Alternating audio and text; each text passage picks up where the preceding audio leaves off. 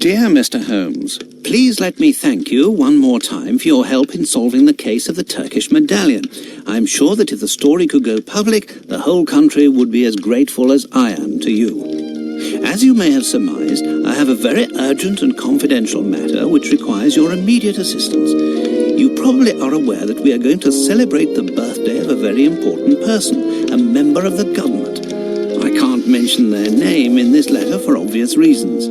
The most famous and accomplished artists were selected and invited to perform. We are confident about their reputations. However, we have concerns about one performer in particular, a young Italian diva, Gallia, as there are certain rumors circulating about her. She has also provoked great acclaim in every European capital where she has appeared. We want to include her in this gala event, but have reservations about her reputation. She is, as fortune would have it, in London for another engagement. Sir Bromsby has invited her to perform during a reception to commemorate the return of his daughter to England. Due to reasons of politics and security, I can't attend the reception myself. Apart from yourself, I do not know anyone else I would be able to complete a mission of such importance. Together with this letter, I am sending 2 invitations, as I assumed your eminent colleague, Dr. Watson, would be accompanying you. A cab will arrive at 221B Baker Street at 8 p.m. to take you to Sherringford Hall. Even though I know that the prospect of attending a private concert given by perhaps the best voice in Europe is very attractive for a music lover like yourself, please allow nothing to distract you from this important mission. Yours sincerely, Lord Cavendish Smith. How can we refuse a mission of such importance? Appearances to the contrary, I believe that the future of the nation can depend on our presence. Are you with me? If the future of the nation depends upon our presence, Holmes, then you can count on me.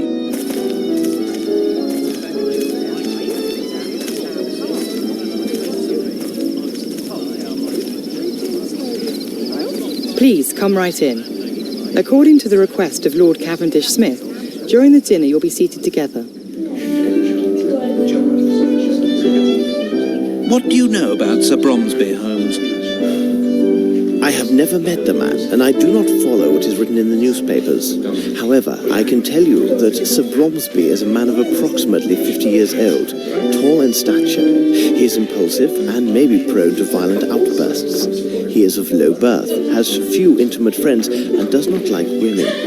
He must be a very aggressive businessman who would not hesitate to go beyond the law if it served his purposes. I'd like to add that today he is going to make a very important declaration concerning his business. And you, Watson, what have you heard about him? Well, I doubt that I would be able to give as detailed a description as you have just recited.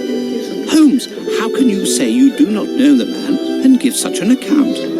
Watson, you know my methods. Look at the stage and the stand near the fireplace. It is obvious that they are prepared for a very tall man. I see the hostess and servants anxiously glancing in the direction of a door from which their employer must enter. Their expressions go beyond nerves and suggest fear.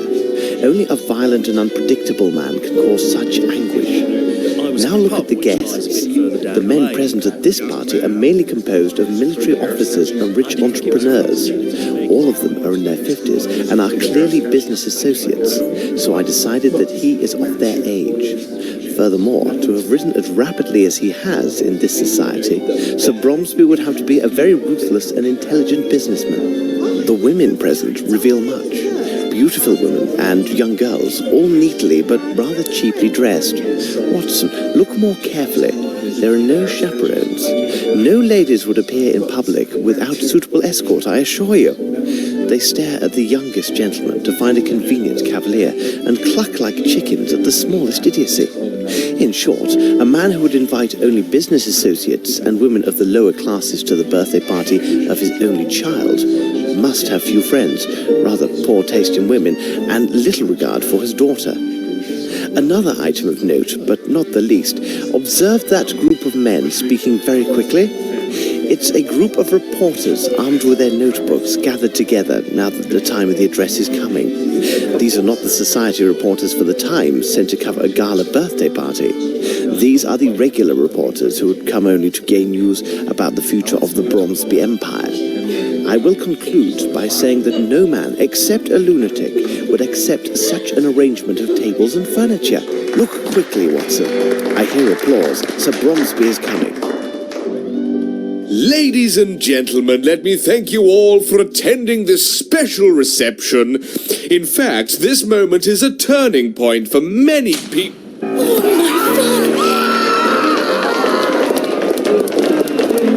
Watson, quick! Tell Miss Lambert not to allow anyone to leave and to send a man for the police immediately.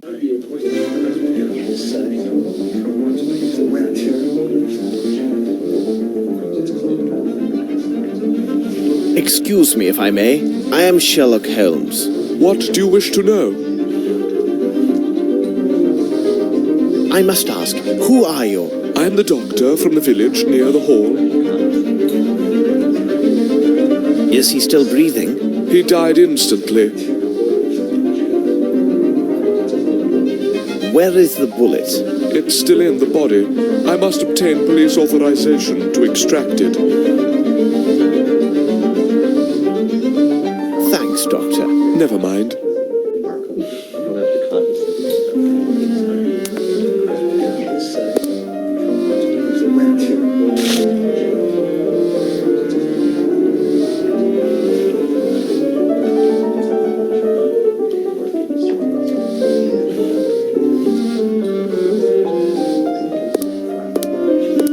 Good day. My name is Sherlock Holmes. Would you mind if I asked several questions? If it helps you. What precisely was your relationship with the victim? We were partners with the old scoundrel. I'm sorry, Sir Bromsby. He personally invited me. He gave me every assurance there would be plenty of fresh meat, if you take my meaning. Well, there was, but some of it was quite cold.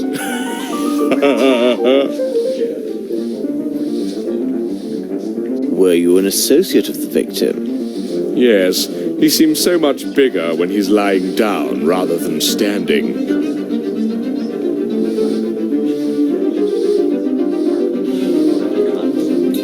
Did you notice anything peculiar at the time of the shooting? I jumped up, and then I looked in the direction of the shot. There, I saw that little flirt, Miss Bromsby. She seemed to be placing something in her handbag amid a cloud of smoke. Then she rushed to the stage. I must say, her sudden inheritance should be a fine present for her birthday. Well, thank you very much. It is nothing, dear fellow.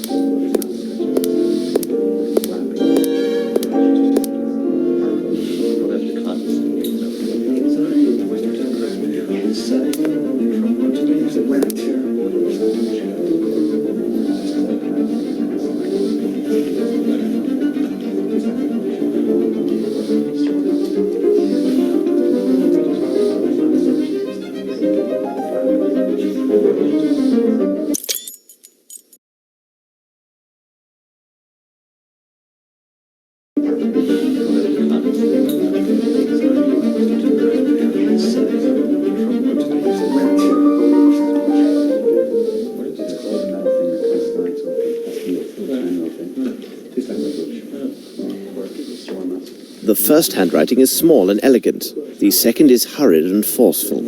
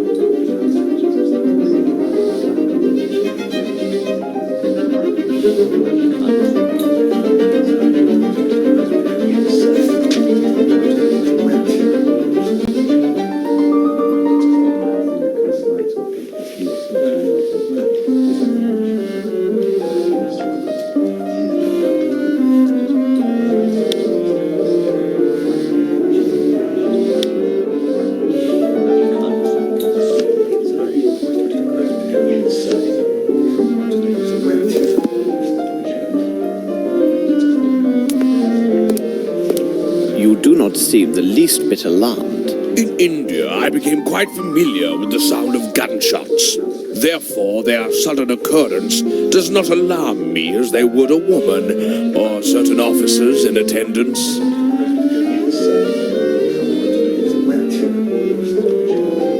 Could you explain your presence at this reception? Bromsby sent me 2 invitations for myself and the wife. My wife has fainted due to the shock of these events. I do hope her condition will last a good while longer, so that I may toss off several glasses of this excellent sherry. Why didn't you intervene? It would have been of no use. Whoever he is, the man who did this is either a perfect shot or extremely lucky, because old Bromsby had no chance at all. Very well. Thank you. My pleasure.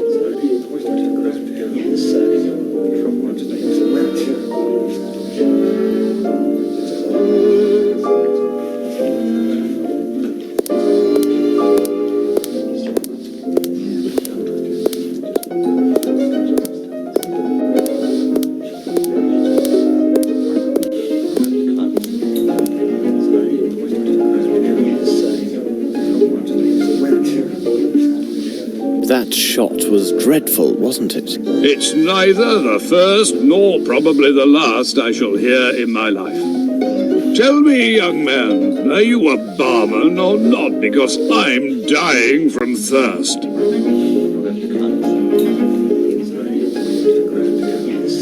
Did you have a personal relationship with Sir Bromsby?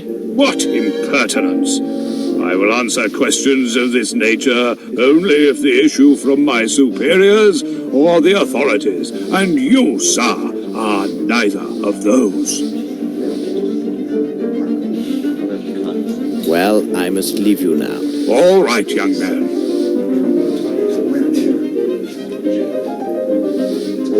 It is not the time to join, Watson. I have not examined everything.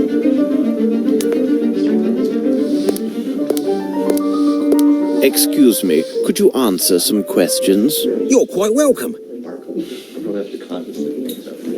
Are you personally at the service of the Bromsby family? Yes, there are 5 of us who serve in the Sherringford Hall. There are Mary and Sue, the maids, Carl, our chef, Lamb, Sir Bromsby's coachman, and myself. All the rest were brought in just for the reception. And where are the rest of the staff? Mary is cleaning downstairs. Sue went to comfort some little goose who had been crying bitterly. It's rather odd because it seemed to me she started crying before Sir Bromsby was shot. And the coachman? Lamb is at the main gate. Miss Lambert gave him specific instructions to throw out any reporters and ensure they do not re-enter the hall. However, it would not be good if he finds you've been asking questions here. Tell me, will my name appear in the newspaper? What sort of man was Sir Bromsby? I mean, as an employer? troublesome and bad-tempered, but he paid well. Where were you at the moment this tragedy occurred? Like all the servants, I was in the ballroom. 'Twas the special orders of the old crab. In my opinion, it was done in particular to have more people there to applaud him. Cunning old bird, wasn't he? Thank you for your help. My pleasure, sir.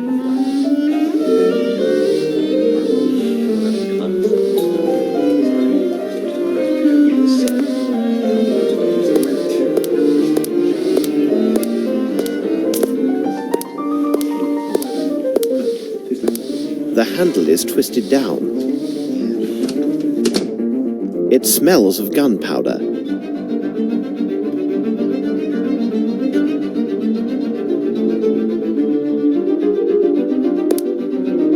Handsome armor.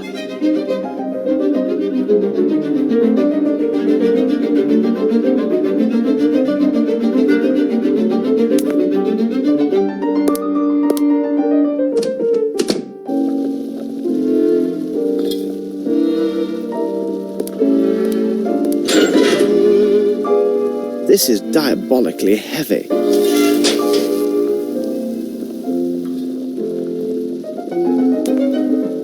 Nothing of any interest here. Nothing of any interest here.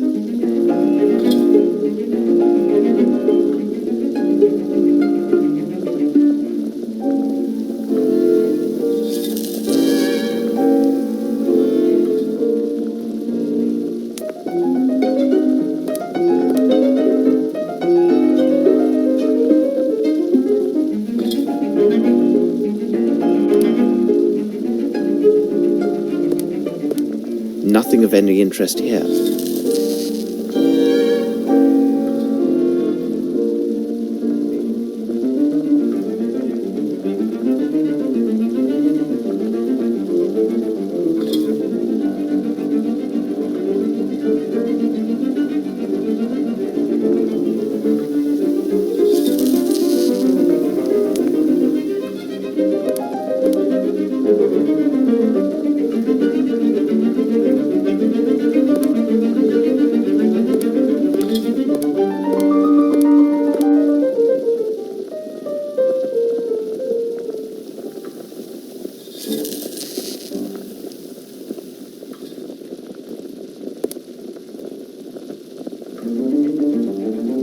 May I help you? Hello? Are you aware of what has just happened? Yes, it seems that our master has got himself killed. Scott told me that much. On his daughter's birthday. And all these nice dishes. It took me so long to prepare them. What a disaster. How would you describe Sir Bromsby?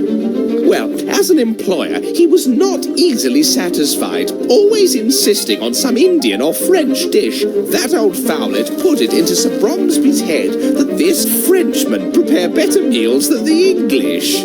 He would have had my master eating frogs stuffed with snails if he could. A Frenchman? Yes, a squint-eyed Frenchman. That must be done like this, and this must be placed like that. Well, he may well be a connoisseur of fine cuisine and service, but of everything else, Miss Lambert dared not even contradict him about the tablecloth's colour, though Bromsby hated white and insisted on blue to match the colour of the daughter's eyes.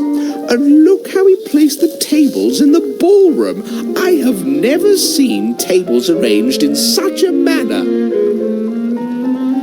The lid of your dustbin is quite heavy. It makes some noise, doesn't it? At least we know when somebody closes it. I was in the cellar, and I heard the lid closing a little before that, what you said was the shot. I heard it again right after, but that surely must have been Mary, our maid. You say it was Mary, the housemaid. How can you be sure? The first time I saw her with my own eyes, when she came to empty the rubbish. She cautioned me not to fall asleep in the storeroom. She always has something amusing to say. The second time, I didn't see her. I only heard the lid close. I will let you get back to your work. All right. Good night, sir.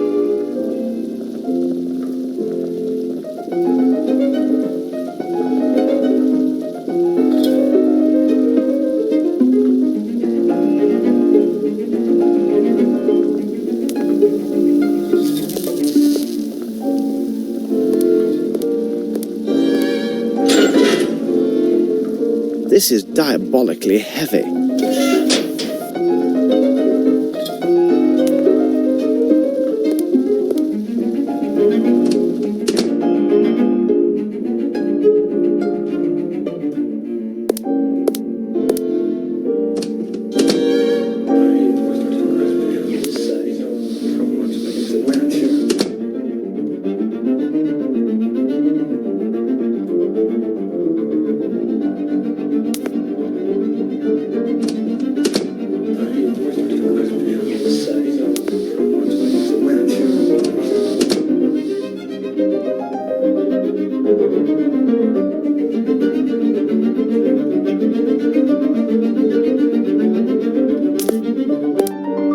There is a greasy substance on the door handle. Seems to be a sauce?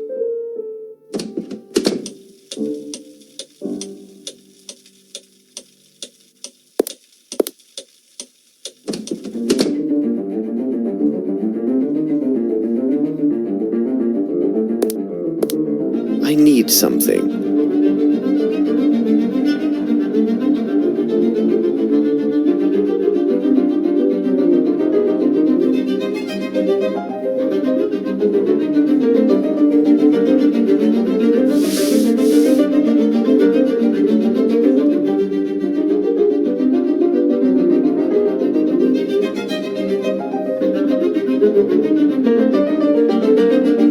Curious, this flaky ash does not come from this cigar.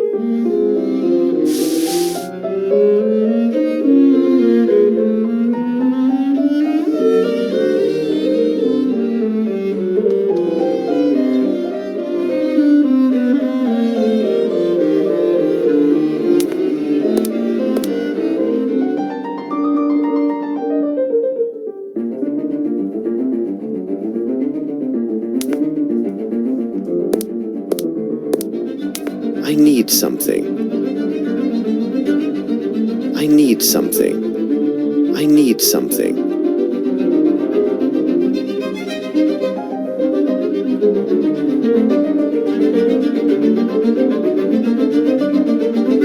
It is a size 7.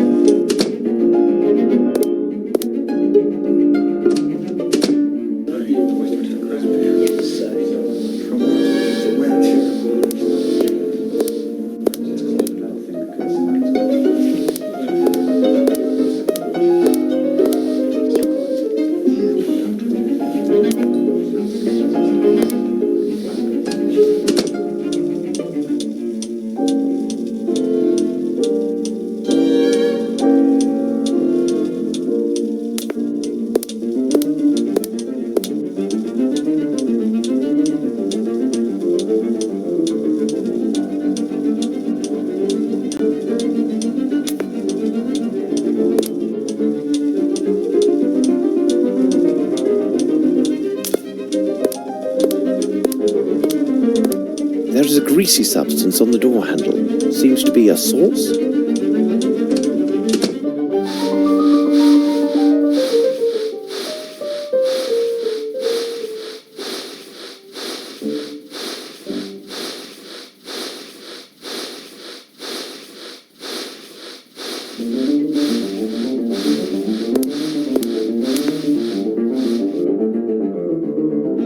Excuse me, but would you be Mary?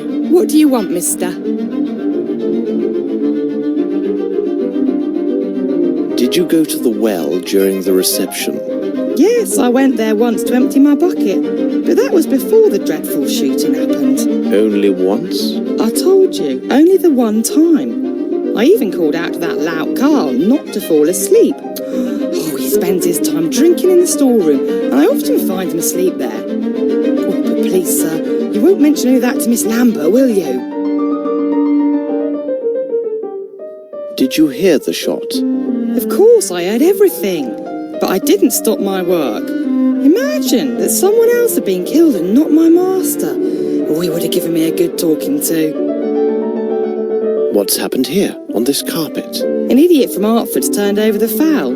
Sir Bromsby passed by without even taking notice. It did seem his mind was elsewhere these days. Of course, it was probably because of Miss Lavinia's homecoming. What do you think of your employer? He could be the very devil at times, but not the worst. If you had just known my father. And then the master was so generous with our wages. And the Frenchman, how could you describe him? He's a sly one. He's also cross-eyed. Oh, but most handsome and very talkative. Ask Miss Lambert. She's quite keen on him. Did you observe anyone pass this way after the shot was fired? No one's come this way, not from the moment I returned after emptying my bucket, and the whole while I've been cleaning. I only saw Scott, who was in the ballroom. He half opened the door to tell me the news. Thank you, Mary. Not to worry, sir.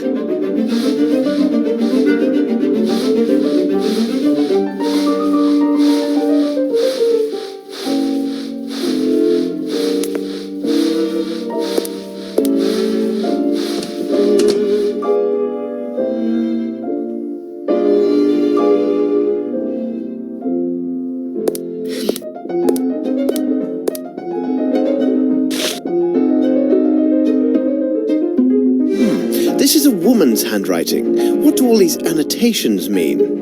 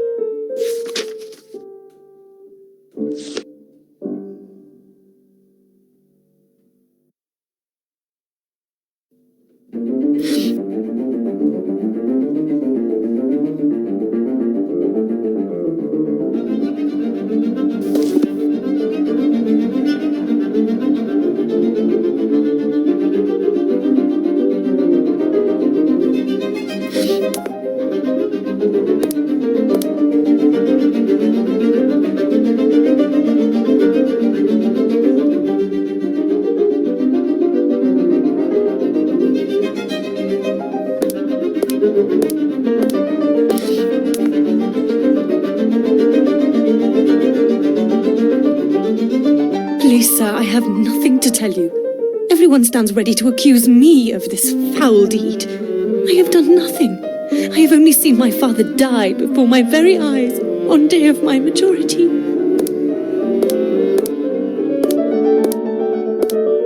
This young lady tells the truth. I can attest to her every move since she first appeared in the doorway. Beg your pardon for speaking so boldly, miss. Where were you at the moment of the shooting? I was near the bar speaking with Colonel Patterson. Everybody started applauding and turning towards the stage. I turned to look through the crowd. Did you notice anything in particular? When one of the doors opened, I did see a person hidden from the other's view. A beautiful young lady stood just at the threshold. I felt somewhat ashamed for staring at her so intensely, but her considerable charms captured my full attention until the dreadful shooting took place. Are you sure it was Miss Bromsby? Yes, Colonel Patterson was next to me and can confirm what I saw. It seems to me that no one else was near us at that precise moment.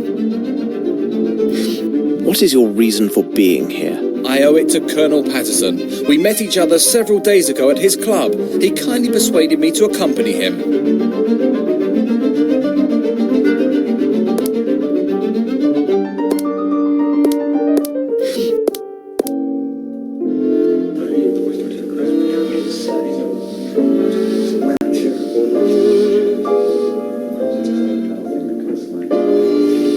Sir, now will you answer my questions? I am listening to you. Where were you precisely when the tragedy occurred? We had been standing at the bar until the shot rang out, and I personally remained at the bar after it. How long have you known Lieutenant Harrington? We met at my officers' club several days ago. A brave boy, you can believe me. What could be better than to invite him to be my guest at this reception, where he could make many fair acquaintances? Did you happen to notice Miss Bromsby at that moment? Impossible. My eyesight is so deucedly poor that I would not even notice if a fly fell into my whiskey. Really? Yes, damn shame. But I have a fine ear. I can offer much when the questions are about sounds. I can tell you that from all the applause, that old Bromsby had arrived and entered from my right. For the sound to have carried so well, the crowd must have been parted in that direction. I will add that if Lieutenant Harrington says that he saw a flea dancing with a fly in this place, you can take it on trust. Is there anything else you recall? Well, hold on a moment. I do have a scoop for your tabloid. I can assure you that Bromsby was killed with a Wright revolver of small caliber. Thank you for this information, sir. Colonel to you. Were you at that precise spot at the moment of the murder? Indeed, I was standing just there. I could easily see the door because there were so few people in front of me.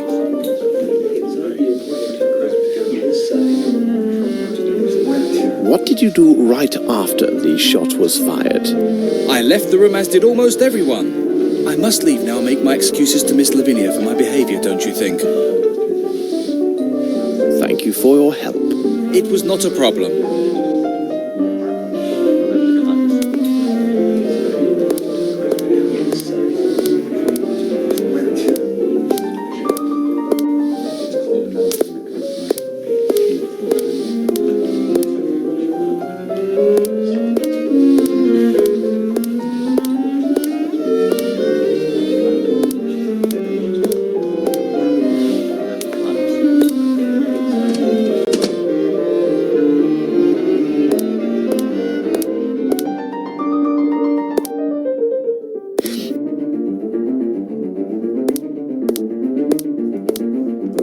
Let me introduce myself.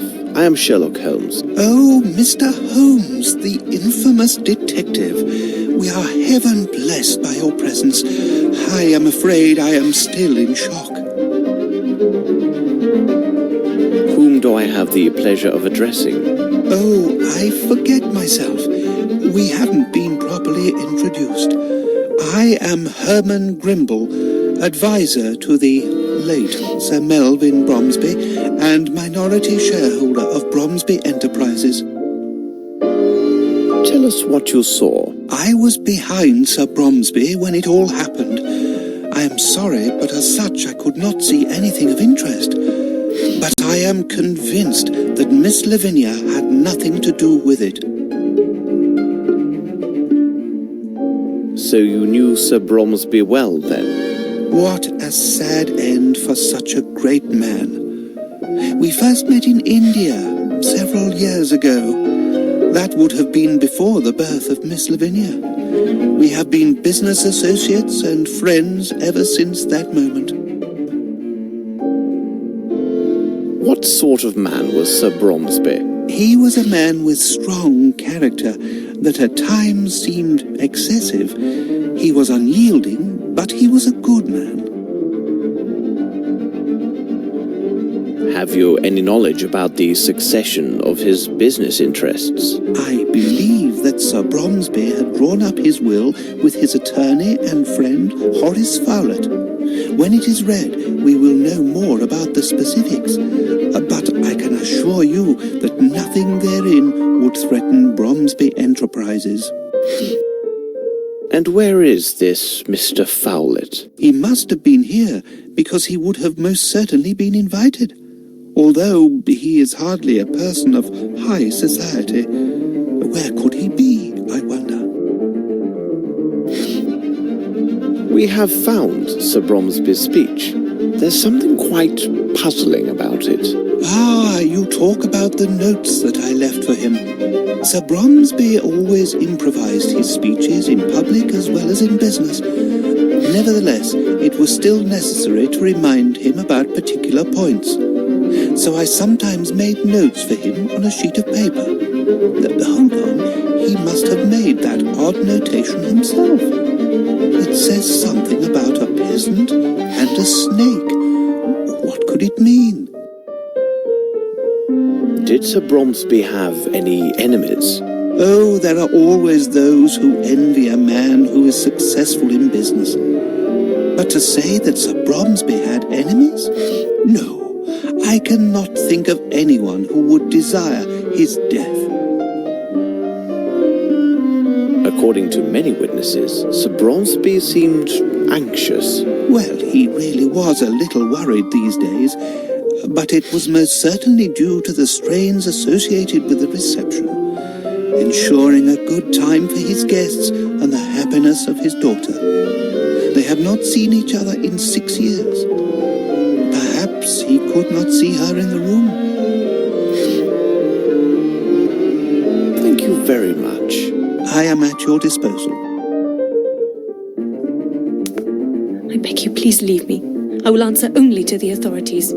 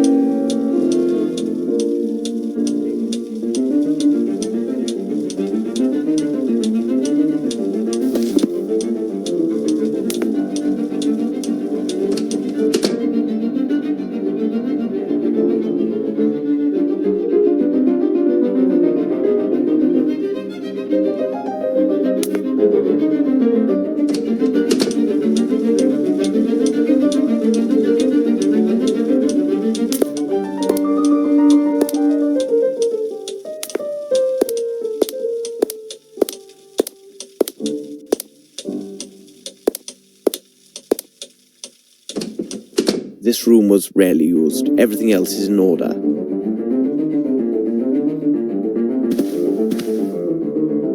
A textbook to study French. A textbook to study French. A textbook to study French.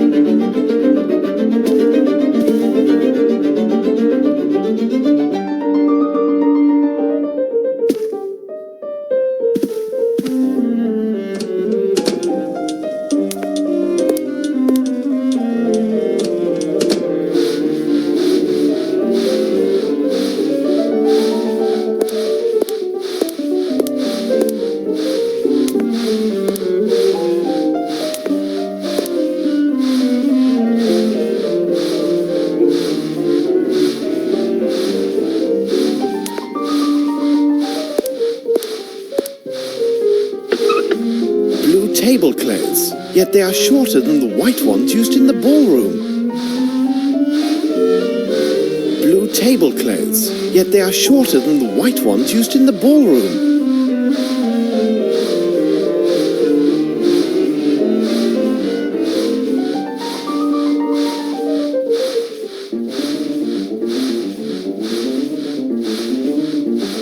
Blue tablecloths, yet they are shorter than the white ones used in the ballroom. Blue tablecloths, yet they are shorter than the white ones used... Nothing of any interest here. Nothing of any interest here.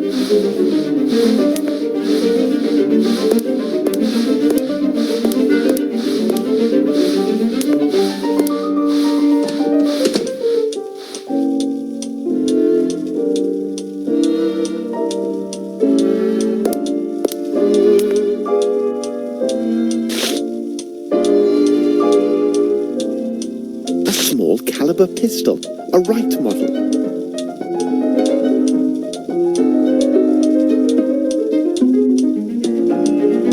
Train and ship tickets from Geneva to London.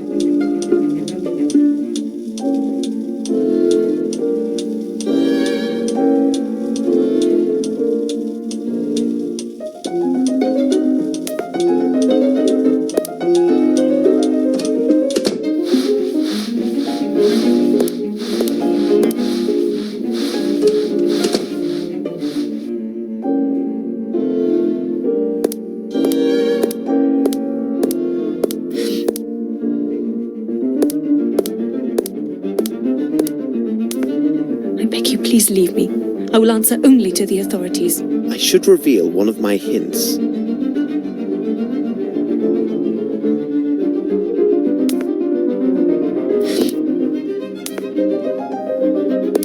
I beg you, please leave me. I will answer only to the authorities. I should reveal one of my hints.